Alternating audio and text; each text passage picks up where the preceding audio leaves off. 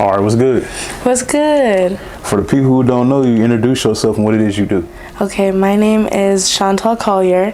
I am a vocalist. I usually describe my style as being like jazz, R&B, soul.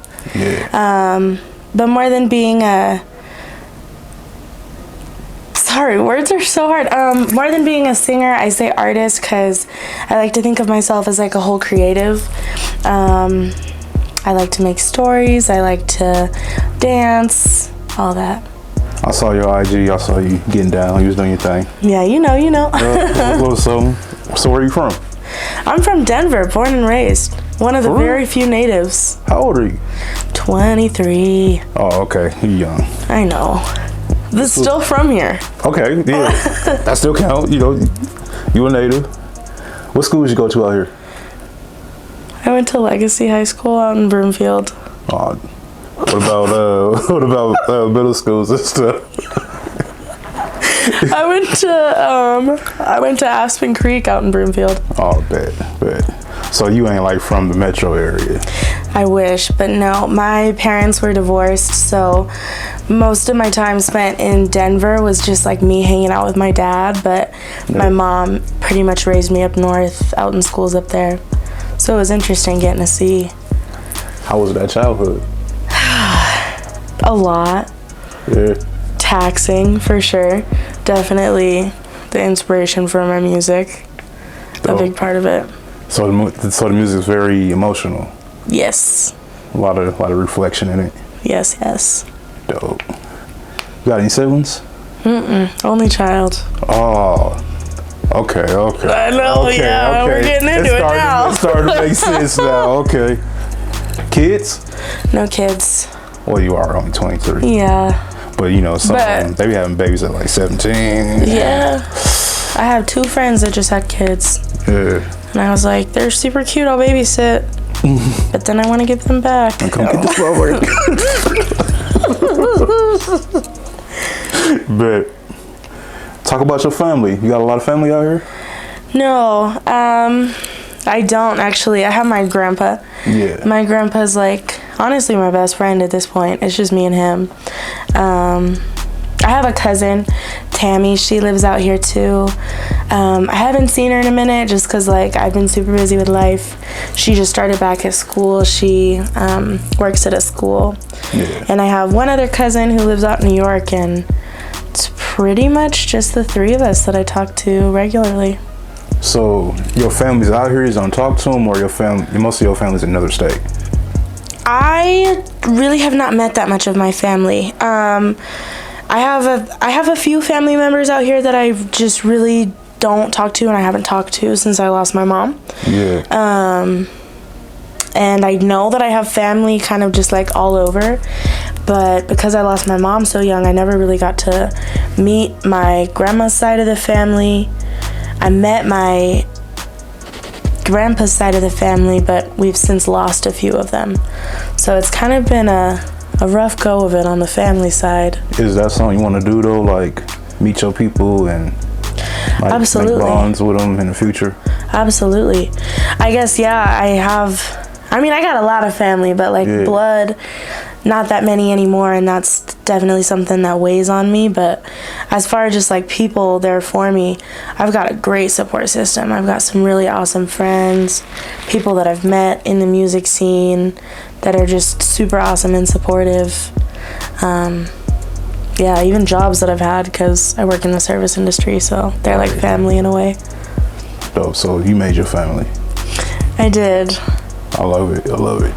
So we're going to transition to music. What or who made you fall in love with music? My mom and my grandpa, actually. Growing up, my grandpa would always take me to dance. Yeah. And he would always play like jazz. And that was what made me fall in love with kind of the older style of music, like jazz and blues and soul. I just went to go see Buddy Guy, who's an amazing guitarist, and he just turned 87 and is still an amazing guitarist. So he made me kind of fall in love with my style, but my mom made me fall in love with the performance aspect of it. ever since I was little, she had always put me in dance class and talent shows and always pushed me to sing. So she was honestly my biggest fan, and she made me fall in love with it because I loved watching how me singing made her feel. Like I could just tell that she loved it, and she was so proud to see me do something that I loved and that made me happy. So yeah. So the talent was cultivated, or you just naturally sing and y'all just kind of poured into it? Yes and no. I feel like I'm really hard on myself. Me too. Like I personally still feel like I'm okay. Every time I perform, I get off the stage and it's like I have no idea what just happened. Like I just completely black out when I get up there because I still get so nervous, and I'm like, are they gonna like it or are they gonna hate it?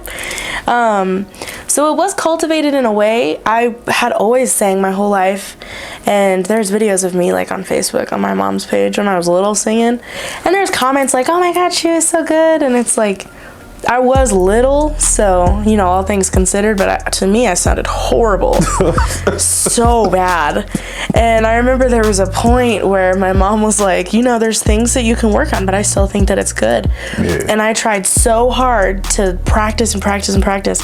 And until I could make my mom cry, I was like, I'm not done. I need to keep going. And then there was finally one song that I sang and I made her just cry. And she was like, that's it. Gotcha. You got it. So it was cultivated, and also something that was kind of like just a God-given talent. I do pray on it every day. Yeah. Yeah. So when did you start like going to the studio and making actual songs? 2018 was the first time I was in the studio recording. You said what? Remember your first song? I do. I have my first song out. My first song ever was Don't Make Me. Yeah. Which I love. I wrote that song when I was 16, and it just makes me laugh because it's very much like that like teenager, like, girl, you ain't got no business talking like this. Like, what are you saying right now? Oh. But it was a good song, and it was my first song, and it was honestly like the first cultivation of my artist persona, which is very like sultry, speakeasy, jazzy kind of, which is super different than like my day-to-day personality, which is very goofy. You have the look though, like you have like a very classic look about you. Thank you. I appreciate like your look does, like it screams soul. I appreciate that. That is something I've been working on. It hasn't always been. You did that shit. Thank you. Thank you. You definitely did that shit. So besides the first song, what do you have out as far as singles, albums, videos?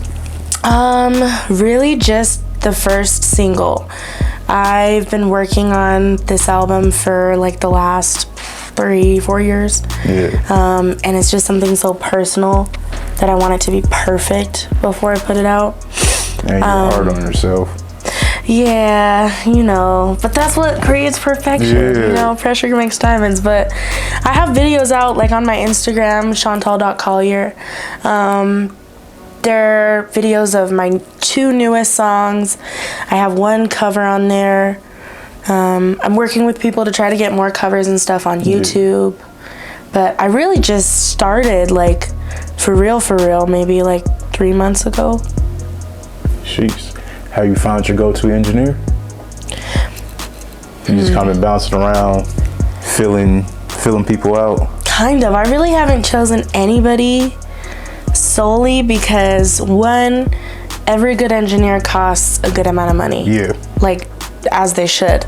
But the most money that I have is on my food stamp card right now.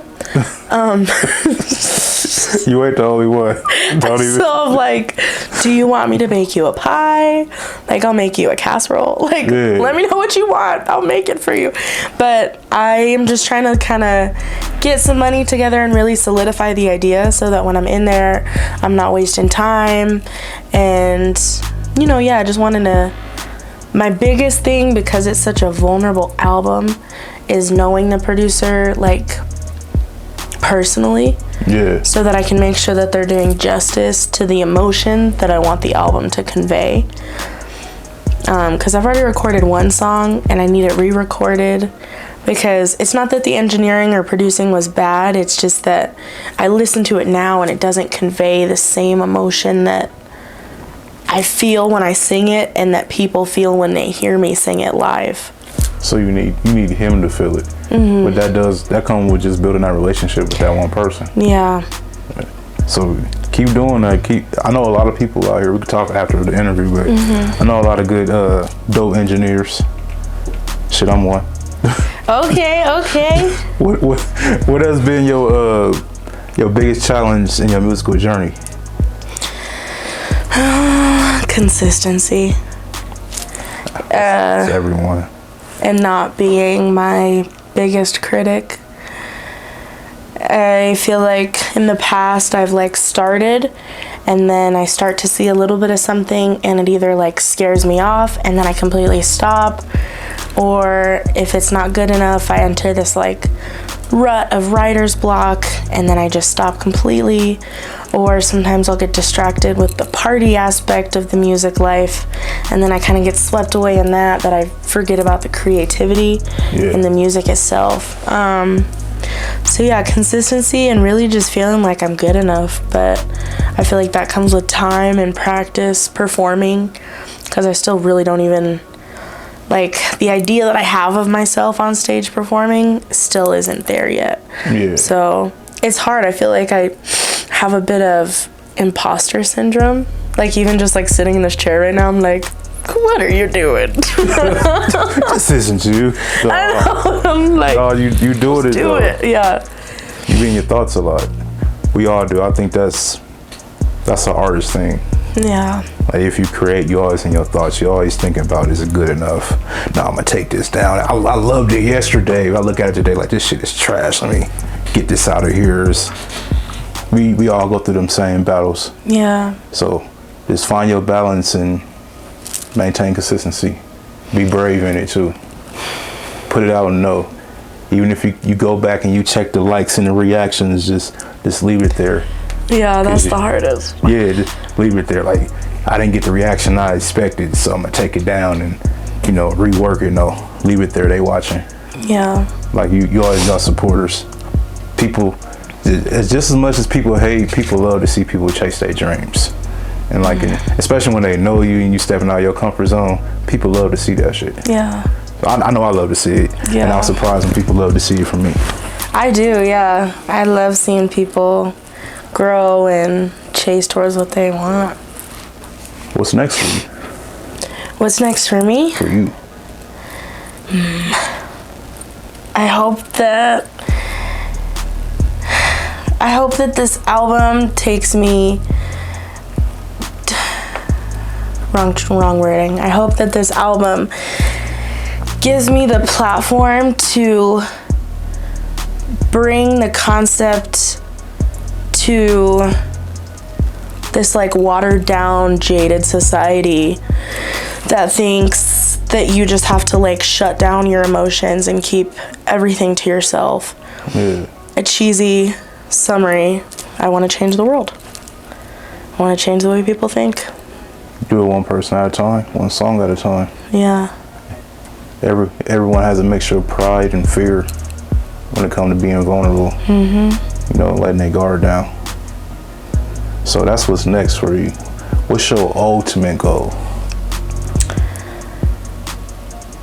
Oh man, I guess that's the ultimate goal, is changing the world. Shit. But no, yeah, I mean, okay, yeah, I can just like build on it though. Like, next step is changing how Denver feels and thinks. We'll and start then small, then expand. and then big picture, changing how the world thinks. I just want, like, the big goal is I want people to be vulnerable.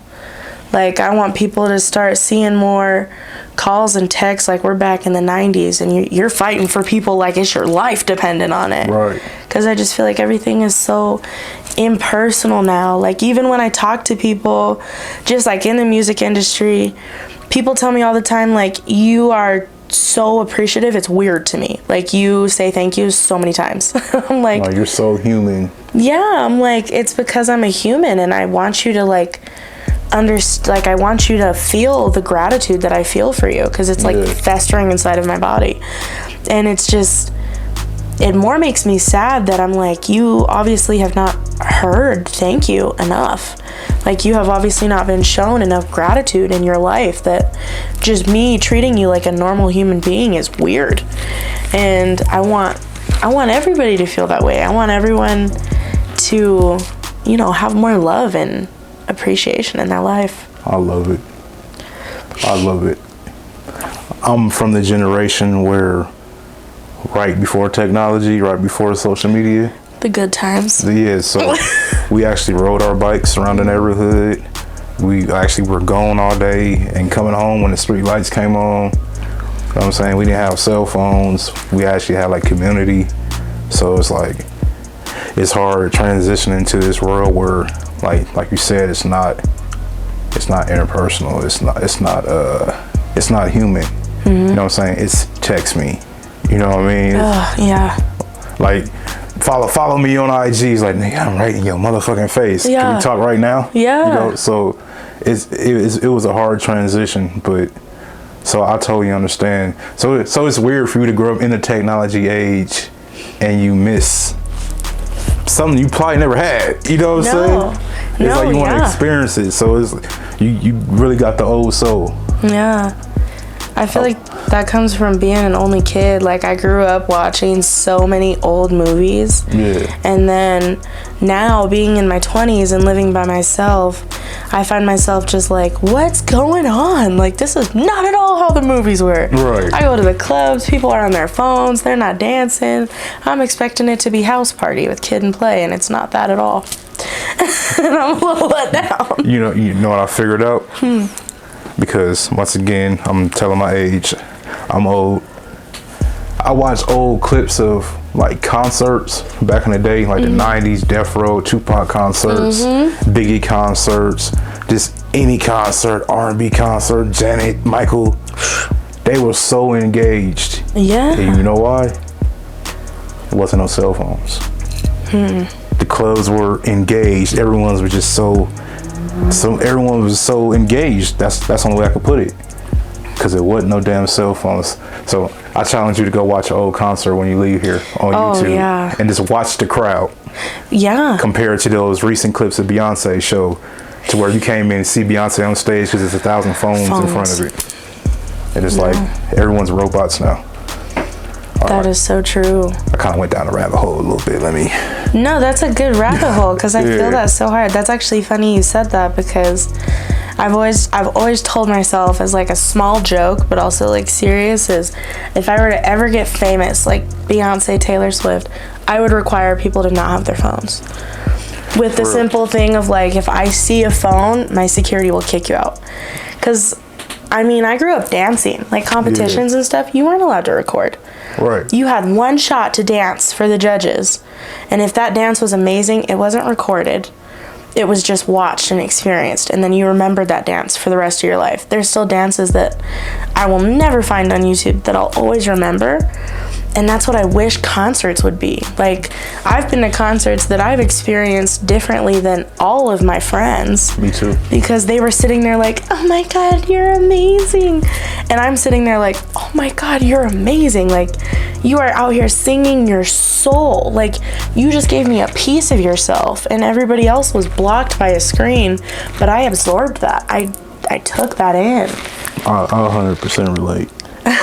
But yeah, I'm like, phones have, while they've helped the music industry with, you know, getting stuff out there, connecting people, sure, it's also ruined that. It's ruined a lot. But you know, those big those big comedy specials, they lock people's phones up. Like, you watch them Kevin Hart's and like all them, no one has a phone, like, because they make them lock it up.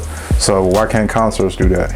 Right. But to what you were just saying about being at a concert, me and my sister went to go see Nipsey Hussle when he came here to Cervantes, and this was like maybe a year before he died. Damn. And Nipsey's her favorite rapper. Yeah. All the time. And I made it a point I recorded his first song, you know what I'm saying, with my phone. You know what I'm saying? To document the experience. And the rest of the time, I'm like, from here to the wall, I'm up front. Yeah. So I'm right under Nipsey. And I literally just sat there, no phone, and just sang every song word for word, because it's awesome. fucking Nipsey. Like, you look around, everybody's like, it's Nipsey. I'm like, it's Nipsey. Right there. Like, in front of your face. Right. And that's crazy, because you're probably, I mean, one of the last people that ever seen him perform live. Yeah. In Denver. Yeah, and it's like, people have videos and stuff, but that goes away. Like, I remember. You lose your phone, gone forever. But you remember that moment. I remember, like, the whole, when he sang Don't Take No Loss. That's like my favorite song of his. I'm like, he's singing my shit. Like, you know, I'm singing it with him. This is crazy. Damn. So that's something I'll never forget. And I make it a point to do those type of things. Like when I go to basketball games, all that. Like I want to see it and embrace it, that it's coming from that generation of fuck these phones. You know what I'm saying? You know what I'm saying? Get your pics. You know what I'm saying? But that's only 30 seconds of this whole 2-hour experience. Exactly. Yeah. And I'm about to take it in. Went to the wrestling show, same thing. So I'm kind of blessed to be from that generation and entering this generation, because I can teach a lot of people how to be more present. Present. That's the biggest thing. This generation doesn't know how to be present. And awake. In tune with what's going on. And not woke. Because that woke shit be crazy. It'd be a little crazy.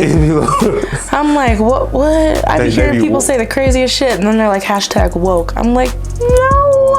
No, you got that shit off the internet from somewhere else. Yeah, I'm like, what? They ain't your own thoughts. Yeah, exactly. No one has original thoughts no more either. That too. That's a whole nother. But man, the people that do have original thoughts, to sit and listen to them, I'll listen to you talk for hours. Yeah. For hours. But it's few and far between. It really is. I agree. Well, let me find where I was at on this day. Sorry. No, this is good. This is casual convo. This is good. Next, we're gonna start talking about aliens and how they're Are they real? Yes. They are. Absolutely. Because there's no fucking way, they're not. Absolutely. I'm a weird spiritual hippie person, so I believe in all of that, like the Anunnaki and, all What's that? Just basically the belief that there are different spiritual and extraterrestrial entities that walk on Earth among us. Like celebrities. Like, people say lizard people, and I don't really know the proper term for what people describe these people as. Yeah. But there's different terms for each person, and just being a person that's very extroverted, that talks to a lot of people, there's absolutely some people on this earth that are not human. Right. Like, and I don't even know how to describe the character traits. But absolutely do I believe in aliens. Absolutely. I do too. I think they come out the ocean. There's too much ocean. There's too much ocean. And too little land. And we don't even know if that's the real map of the globe that they be showing us. Because how do we know? Right, how do we know? How do you know? I don't trust anything that any of these motherfuckers be showing me. The government, celebrities, I'm like, let me talk to them myself, because I don't believe it's like, y'all, I know y'all do everything y'all can to keep the population under control, so y'all tell us a nice little story, but let us go up on that damn rocket ship and look down at the earth, and it'd be totally different. Right. It's probably one big ass fucking hunk of land. That's crazy. So then what if the ocean is like space at the bottom? Everything's reversed. Whoa. That's a way to think. What if Earth is just like one big like black hole, and we're just stuck in a consistent loop? That's where deja vu come from. Maybe. Honestly, I like you. I could dive down this rabbit hole forever. Yeah. We're talking about like reincarnation and how people have this like thing of like, oh, I've met you before. Yeah, because we're in a black hole and it's just a consistent loop that changes with the pattern of whoever's in control. They just make it slightly different so we don't feel like we're doing the exact same thing. So we don't find out, but every once in a while that shit glitch. Every once in a while, Glitch, and you be like, what the fuck? And there was always these like really, really smart people in the world that figure it out slightly and then they disappear. I was about to say that, and they just gone. And they're gone. Or they like get the whole 27 Club. Weird. Who? The 27 Club, like all the rappers and stuff that die before they're 27. Oh. And they all say like weird, crazy stuff before they are gone. Right before it's ended? Mm-hmm. It's like, I hope he figured it out. He took the chip out his neck. Mm-hmm. Motherfucker. See, I love conspiracy stuff like this. Me all my too. friends are like, you are crazy. And I'm like, no. No, I ain't crazy. You just programmed. Yeah. See, that make them mad. And then they're like, we're gonna put you in a home, okay, buddy? And I'm like, no. If you're getting all your facts from the TV, you've been programmed, literally. Literally. They programmed you. Mm-hmm. Look, let's get back to the questions. Okay. When you're not making music, what do you do?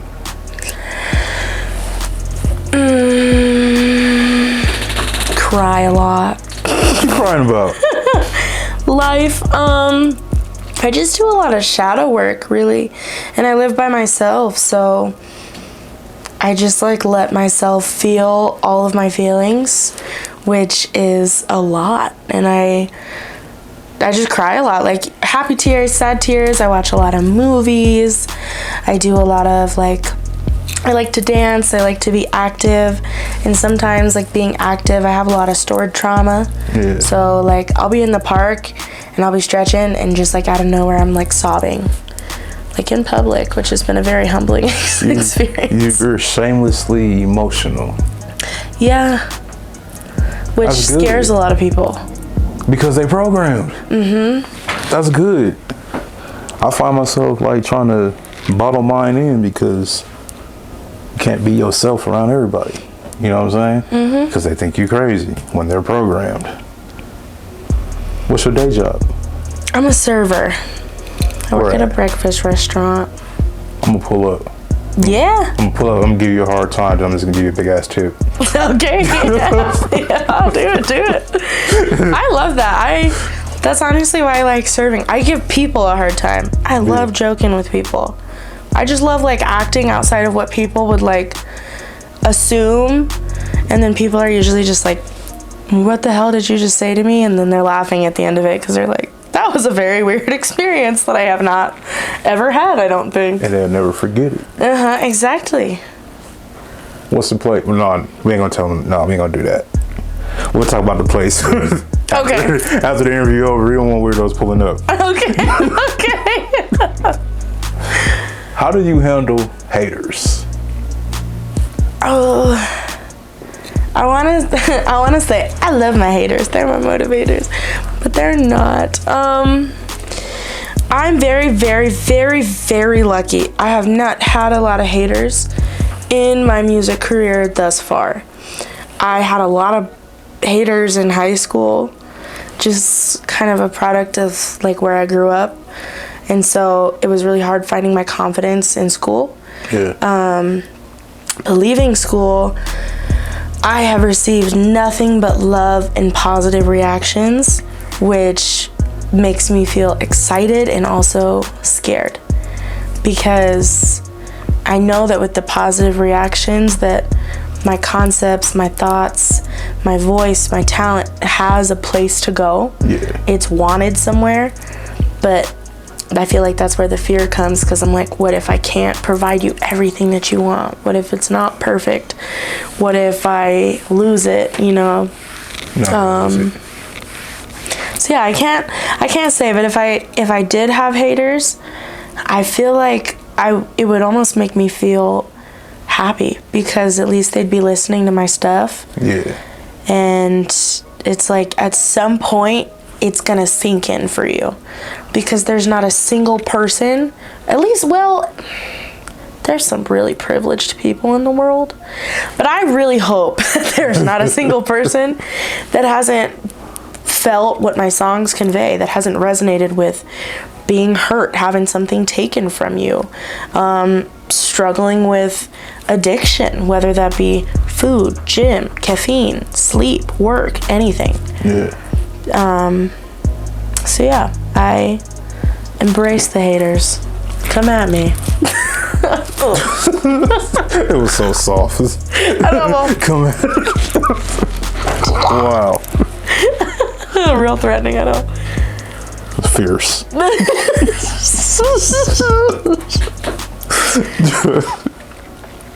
Is there anything you did differently on your journey? Is there anything you wish you did differently on your journey? That sounds like a lot. That sounds like a lot. Oh, so much. But I wouldn't be where I was if I did. So I wouldn't trade it for the world. But I've always told myself and my friends, one day I'm gonna sit down and I'm gonna write a book about my life. And that book is, I would literally just call it Slap to the Face, because when I think about like my childhood, things that I've done in my life, I'm just like slapping myself in the face or rubbing my temples.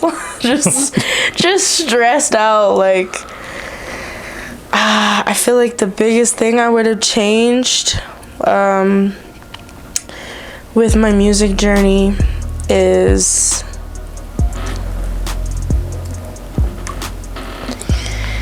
prioritizing. I wish I would have prioritized my music more in the beginning. I wish I would have believed in myself more. And that's still something I'm working on. You're 23 though, right? Yeah. You're still in the beginning. I know. You still in the very beginning. You're so right. You're so right too, because I've met so many artists that tell me how old they are, and I'm like, you're lying to me right now. You do not look that old or seem. I ain't about to say my age, but well, now I kind of want to know. I put out 23 albums over 12, 13 years. I'm 35.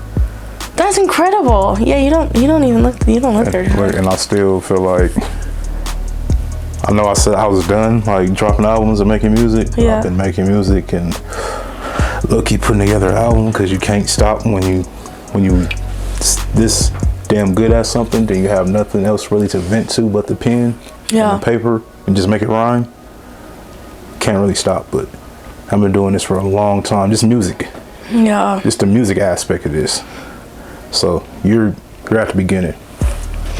That makes me happy to hear, because sometimes I'm always like, I'm getting old, I'm gonna lose it. Nah, you still can prioritize, you can still get better, you got a whole bunch of dope experiences you're about to gain. So you're about to have a whole lot to say in your music. I hope they're dope and not sad anymore. I'm done with those. It's life, so it's gonna be a mixture. But you want to reach people, right, and make them feel right. So it's true. You need that balance. You need all that. You need to live life so you can speak life into people. I'm gonna put that in the rhyme. Yeah, that was good. That was a bar right there. That was a bar. Let's go. That was a bar.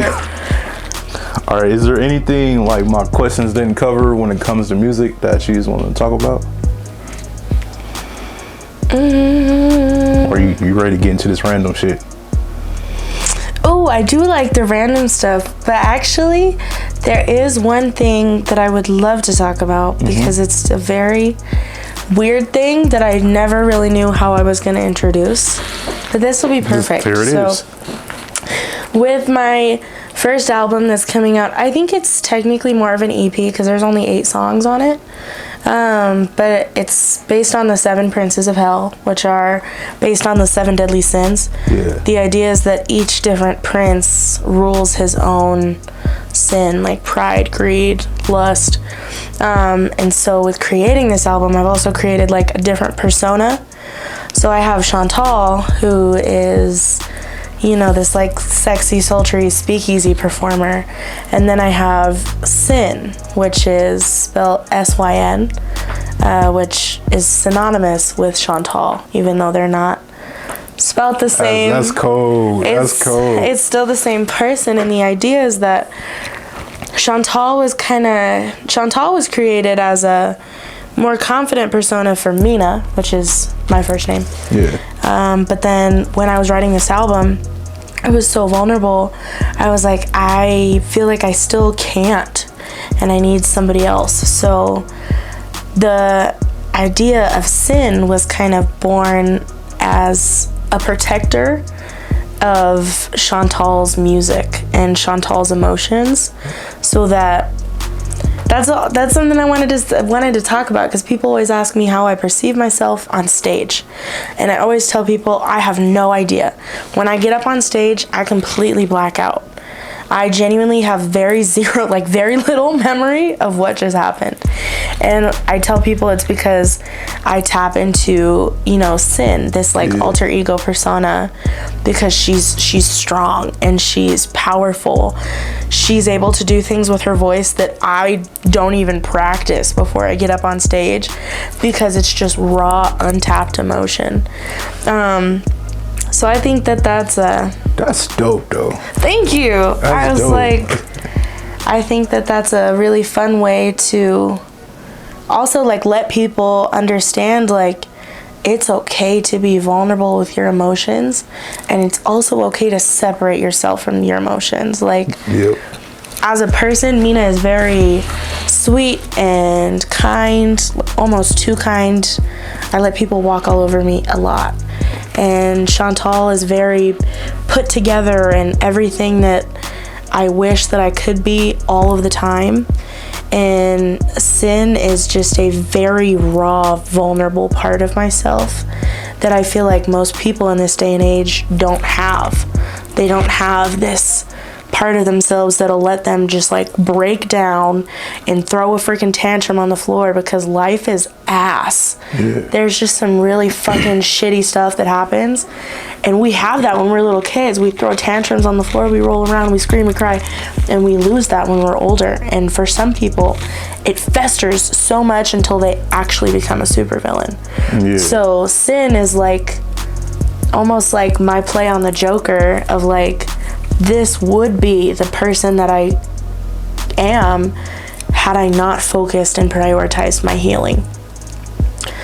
And that's all. It's just a little concept. So I wrote a short story. The entire album is by Sin, for all the vulnerability to come out. And in the end of the story, it ends with everybody finding out that Sin and Chantal were basically a soul that was ripped in half, but at the end they find their way and they come together, and now she's this healed person who's accepted her trauma. Do you have a deadline on when you want to put it out? Yes. Because we need that. And we need it. I know. Sippin' is going to be posted in 2023. That's the first song.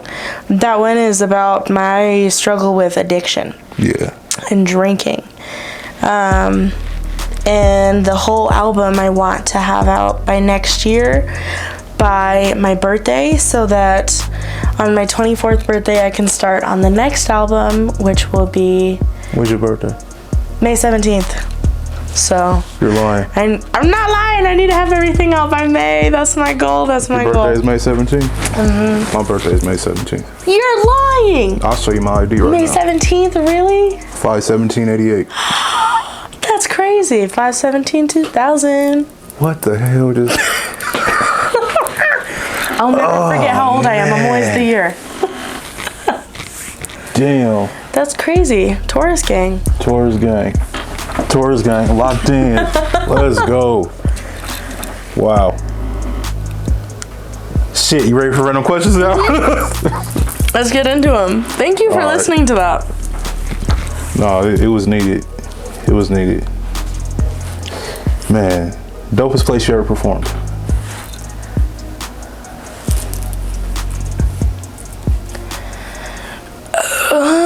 Dopest place I've ever performed. That's a good question. I'm trying to think. I really loved performing at Wolf Wednesdays. Shout out to Jazzy. Shout out to Jazzy. Honestly, I think that would have to be the dopest place I've ever performed. Actually, second. I loved performing at Wolf Wednesdays because that was the first open mic I had ever done for a crowd with black people.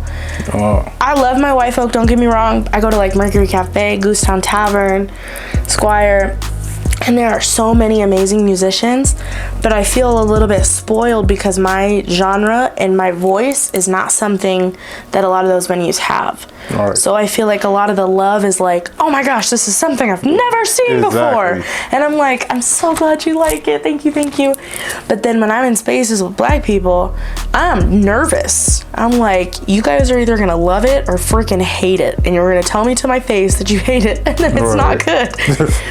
So when I see, and I mean, I hate to say it, but you know, a lot of our minorities in America have been through more struggles. So a lot of my music hits them harder. Right. So Wolf Wednesdays, loved it. But then there was a specifically black event hosted by Golden, who runs Black Luxury.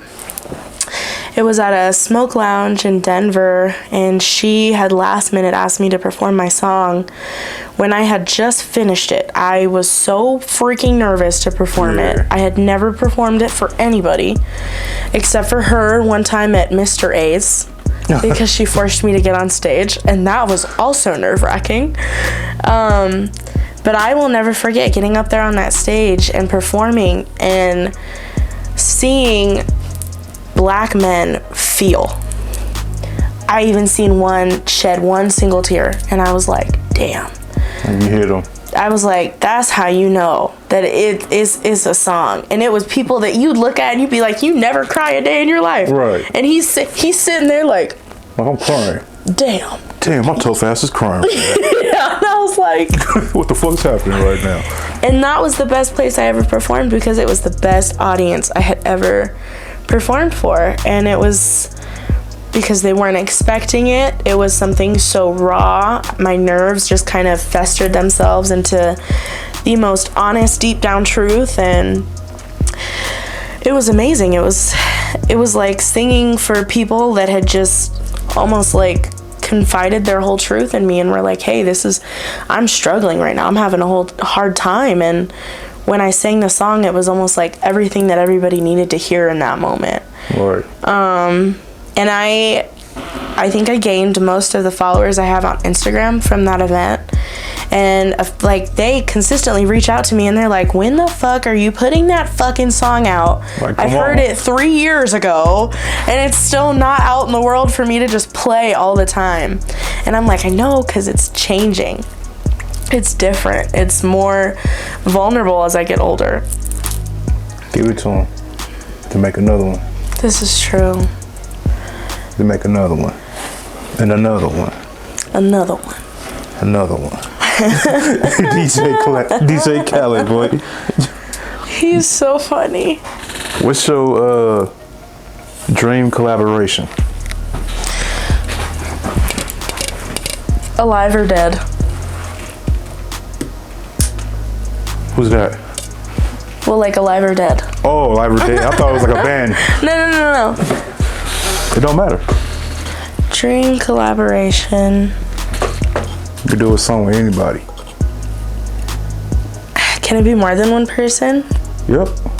I feel like my dream collaboration would be to bring all of the people that have influenced my music together to do like a 9-part harmony. Just craziness. Like I would,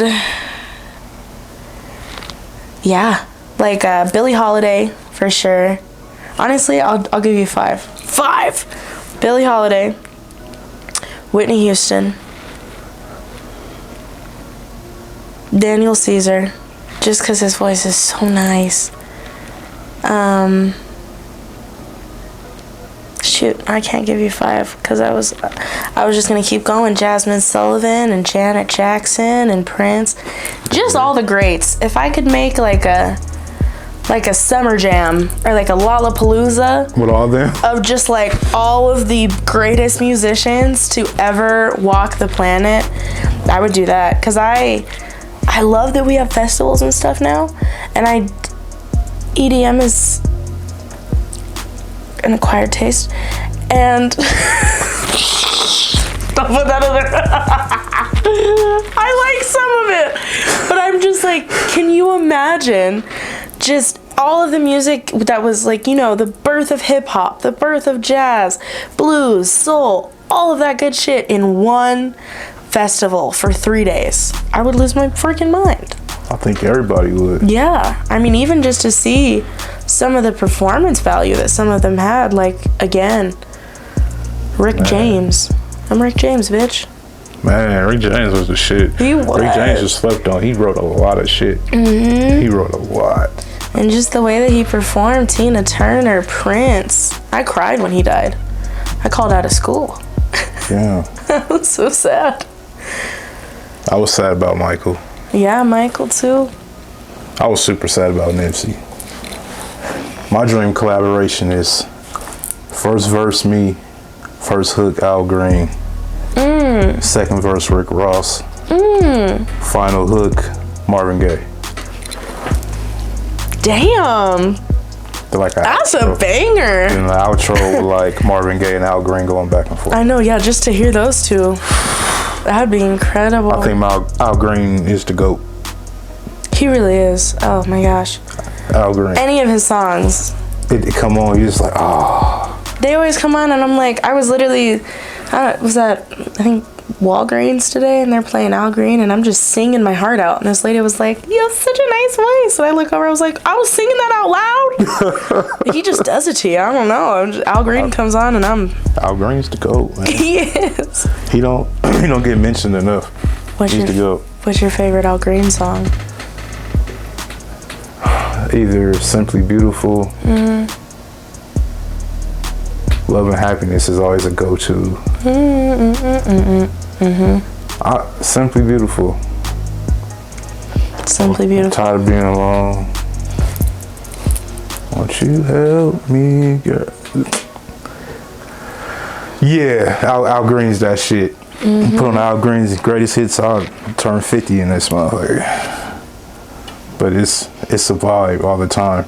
I wish I could like get a hook from Al Green without sampling it. Yeah. Like a real Al Green singing something new on a song of mine. It'd be crazy. That would be. Oh my goodness. Can't get Marvin, but Al Green. Yeah. Ross. I can do that. Make it happen. What are you waiting on? I gotta get that bag together. Al Green ain't about to sing without no bag. That's true. You never know though. He's made his money at this point. Yeah. I like to think that some of the older greats would just do it if you had a decent concept, because I guarantee you they run across so many of these high-fangled new tech cats that they're just like people trying to make they shit. Yeah, like the whole sampling culture, I love and hate. I really have not heard that many great remixes. It had its era. It did. Early 2000s, like when Just Blaze was doing those beats and like those samples. But when they just totally like remaking songs, it's like, okay. God. All right, switching gears. When life gets tough, who's your crutch?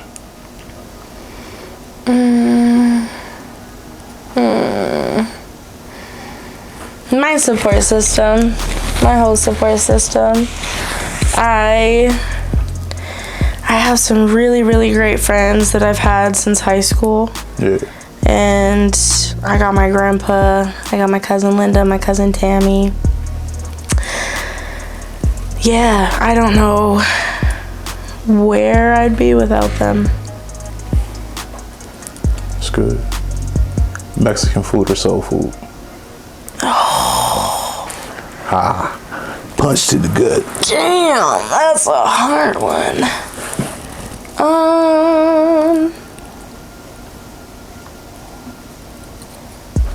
I'm gonna have to say soul food.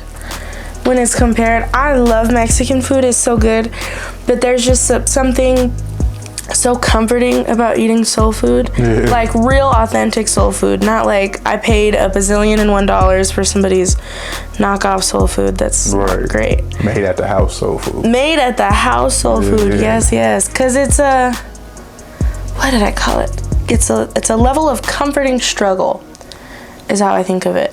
Which is like I love, my family's Creole, so I love going to, you know, New Orleans and having that like real home cooked New Orleans food, not the fancy stuff that they sell for a bunch of money, because gumbo was never nothing nice. Like, it was literally the bottom of the barrel scraps that they seasoned up and buttered real good, so you didn't taste that it was scraps.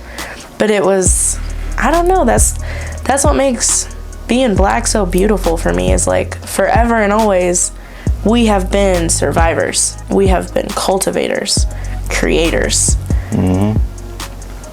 So soul food, turning sand into fucking gold. All the time. Just nigger to nigger. No, literally, yeah. Like nigger to nigger. Yeah. Like, my nigga. Like, we take the worst thing y'all say to us and turn into a term of endearment. For each other. Right. And if you say it, we gonna fuck you up. I know that's right. Alright, a book that changed your life. The Giver by Lois Lowry. Look. I'll hit her button now. Yeah, you a book girl. Oh, I am. I love reading. I'm a big book nerd, big movie buff. Top 3 books. In Cold Blood by Truman Capote. The Giver by Lois Lowry. And The Kissing Hand, which is a book for kids, but it reminds me of my mom. Okay. It's really cute. It's top 3 movies. Princess and the Frog, #1, forever and always #1. Don't laugh that hard. It's not that funny. Shoot, now I can't even think of the rest of them. Okay, Princess and the Frog, 16 Candles, and Harlem Nights. I like that movie. Harlem Nights is the shit. The other 2 I haven't seen. What? You've never seen Princess and the freaking Frog? I know what it is. That's the only black princess, and you ain't watched her movie. I'm not a black girl. I'm sorry. I'm not a... I know what it is. I just never saw the actual movie. Man, like, I know what it is when I see it, like the animation and stuff. I know what it is, but I just never watched the movie. And 16 Candles, that's a horror movie, right? No. It's not? See, I don't know what that is. No, it's not a horror movie. That one makes me think of my mom. It's a movie based on a high school in like the 80s. I think the 80s or even earlier. Damn. It's a super old school movie, but it's really funny. Oh, okay. I'll check it out. You should. I don't get a lot of time to watch movies. You said what? I don't get a lot of time to watch movies and shit. That's fair. I have mad ADHD, so I always have a movie on in the back of me doing anything. It's your background noise? Yeah, because I can't focus unless it's like absolute chaos happening around me. You can't focus unless it's chaos. So if it's too quiet, you kind of get... I lose it because I'm just alone with all of my thoughts, and they all want to be written down and they all want to be said, and I'm like, one at a time. You ever get to the point where like... Well, I'll say with me, like, my brain is like a bunch of scribbles, and I always try to focus on one little line and try to straighten out all the scribbles, but it's like impossible.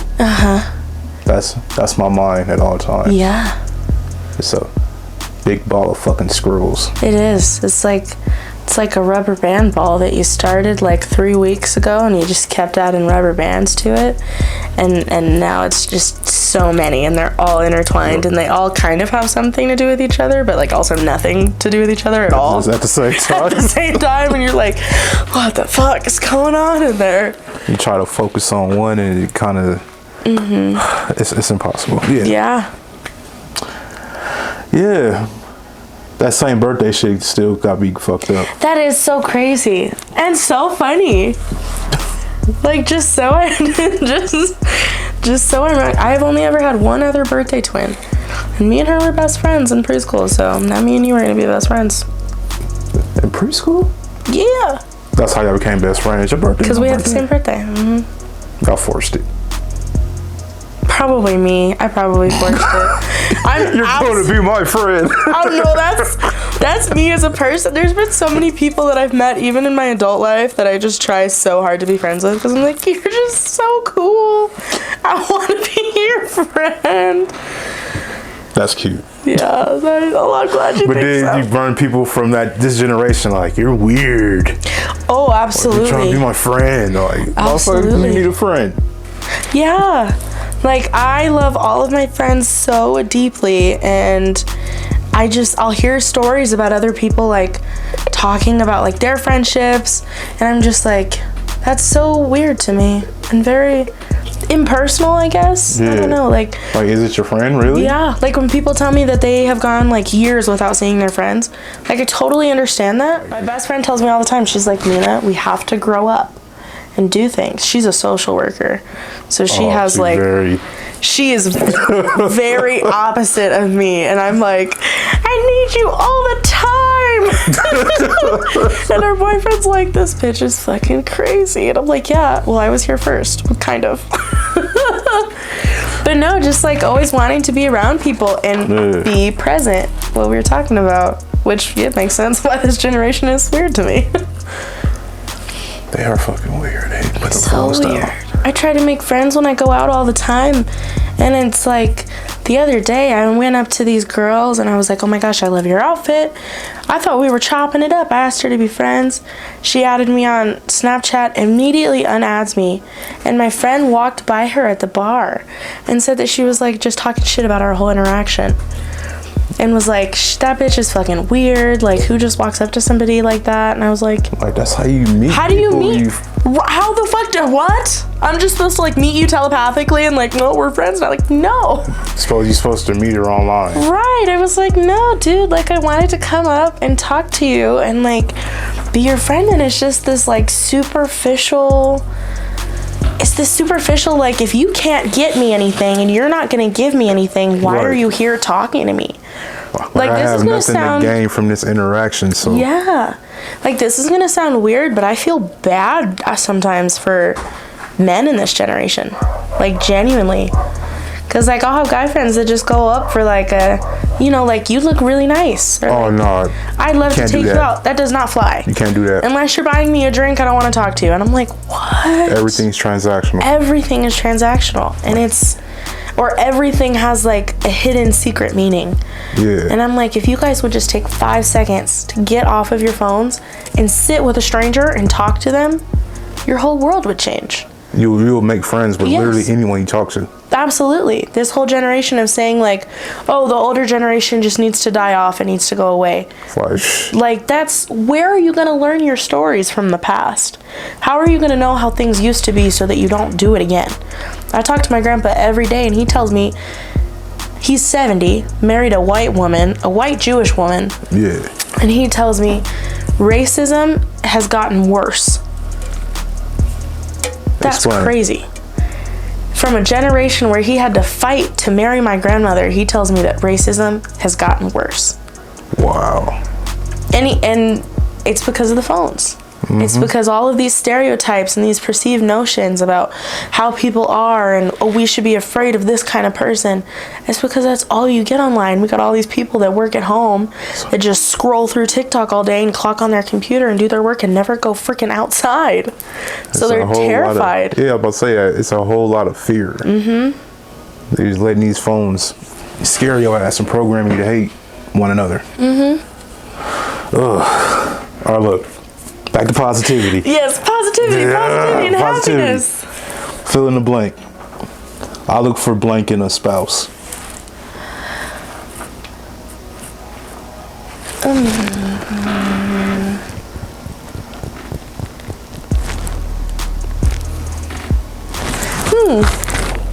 I look for... Like, she don't know. She don't know. No, because there's so many. I'm actually like really cheesy about it. I'm a huge hopeless romantic. I feel like what I look for in a spouse is open and honest communication. And open and honest communication, compassion, and motivation. When I think of a spouse, I think of a partner. Yeah. I think of somebody to grow with. I am a big person of don't be with somebody that you want to change. People will always be who they are because that's who they are. That's how you're born, that's how you die. You are who you are. Don't try to change people to be something different. But for me, when I think of a spouse, I think of somebody that wants to sit down and tell me about their day, that wants to tell me how they feel, that wants to vent to me about somebody that hurt their emotions, that wants to sit in front of me and cry, somebody that wants to tell me about how their father treated them, about how their mother treated them, about how they were bullied in high school, and somebody that wants to hear the same thing from me and also get to know each other on a cosmic level, on a level of like, I know what you're thinking and feeling without even being around you. Like, I just know just by being in tune with your energy that when I come home, like, you need flowers, or you need a home-cooked meal, or you need a hug, or you need a massage, or you need just a little bit of extra time to just, like, sit and decompress after your day. And also just the motivation to want to build something. I want to build an empire with whoever I'm with, whether they also do music. That's that energy right there. Yeah, or whether they do, you know, social media content. They're a photographer, they're a painter. I want to do whatever I can to help you grow and succeed, and I want you to do whatever you can to help me grow and succeed. And I want our compassions to intertwine and make something beautiful that is a product of both of us. That's why I think kids are so cute, because they're a project of the two people that well, but sometimes it doesn't work out, but the kids are still so beautiful because that source energy is something new. Like, you took two people's souls, took a tiny piece of that and made this tiny little thing with so much freaking potential to either be the president or the next Beyonce, and you have no idea. But sitting and talking with kids with untapped potential, unjaded minds is amazing. And I love being around kids because I'm like, you know what, you're right. I can be anything I want to be when I grow up. I'm not there yet. I still have time. Yeah. I'm just figuring it out. They're so damn pure, man. I love kids. I ain't got none, but I love kids. Same. What's something a man could say to immediately turn you off?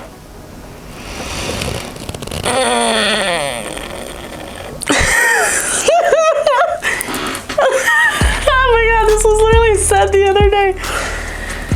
You got any friends for my friends? What? That sound like you got any hookers for my boys? Pretty much. that's like pretty much. Like, we're going to hang out, or like we're going on a date, and you're like, yo, you got any friends you could bring along to hang out with my friends? Like, we are grown. No, I don't. Wow. That's probably not the most, because that was only said like but that's what once. popped up, though. But that's what popped up. Your happiest moment this year?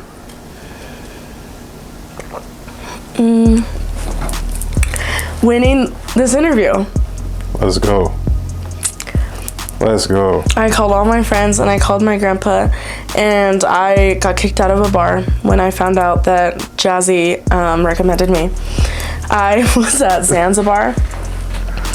God bless that security guard. He's been there for so long, and I feel like I've given him hell ever since I turned 21. But I remember being in the bar, and I ordered a shot, and I looked down at my phone, and it said Wolf Wednesdays, and it was like, hey, like, this is Chantal. I wanted to like recommend her for your interview. She killed it in their performance. And I dropped my phone on the bar, and I screamed, and everybody looked at me, and they were like, what the fuck is this crazy? Like, this bitch was fucking crazy. And I grabbed my friend, and I said, I won. And I'm like jumping up and down, and we're all going crazy. And the group that we were with was like, shh, like, be quiet. Everyone's looking at you like you're freaking crazy. And I was like, fuck them. I was like, I don't care. I just freaking won. I'm so freaking excited. I was like, I didn't think I was going to get it, and I did. And now I get to talk to people, and it just gets to keep going. So yeah. That's dope. That's lit as fuck. What's the very first thing you do when you wake up? I tell my dog that she's perfect. Aw. Your fur baby. Yeah. She usually is cuddling with me in the morning, and I just like roll over and I just like hold her and I'm like, you're perfect. I'm so appreciative to her because she's a dog. She doesn't really understand anything, and she lost her mom, she lost her house. I've dragged her from city to city all across Colorado. She's met so many different people and just gone through so much, and every time I take her to the vet, every day that we wake up, she's perfect. Like, Right. she's almost 8 years old, and I had to take care of her solely by myself at 17. And I was like, I don't know how the fuck we're gonna do this, kid, but we're gonna do it. That's your child. It is, yeah. So I'm just always appreciative of her for being the most perfect constant in my life. What kind of dog is she? A Wheaton Terrier. What's that? A really cute cutie. She kind of looks like if you've ever seen a golden doodle, but like smaller. But she just has like the sweetest eyes, and she's just a giant fur ball. Aw. Grooming gets expensive because she doesn't shed. At least she did, though. Turns into like a big old. A big old fluff, yeah. What's the most important thing you've ever done?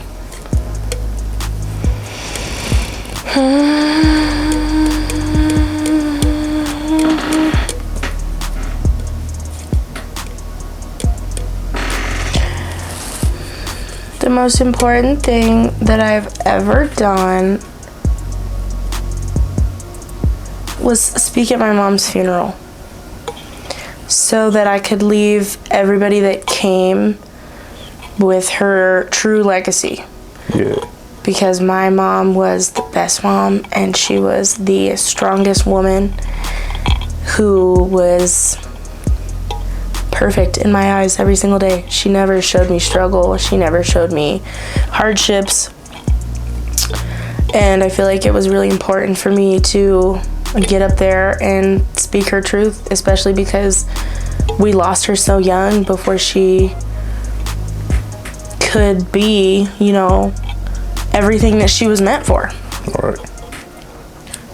If I wasn't making music, I would be. If I wasn't making music, I would be either a shaman or a party planner. Two very different extremes. Right, we can go two routes with this shit. I used to be a wedding manager, which was like pretty much throwing people parties. Like, Yeah. the planners would give me the order of events, and I would just do as follows and just make sure that the bride and groom have a great time. And while I was doing that, I was living in Aurora with a roommate, and we had this really dope apartment that I threw a bunch of parties in. Yeah. And they were so fun. I love seeing people have a good time off of their phones.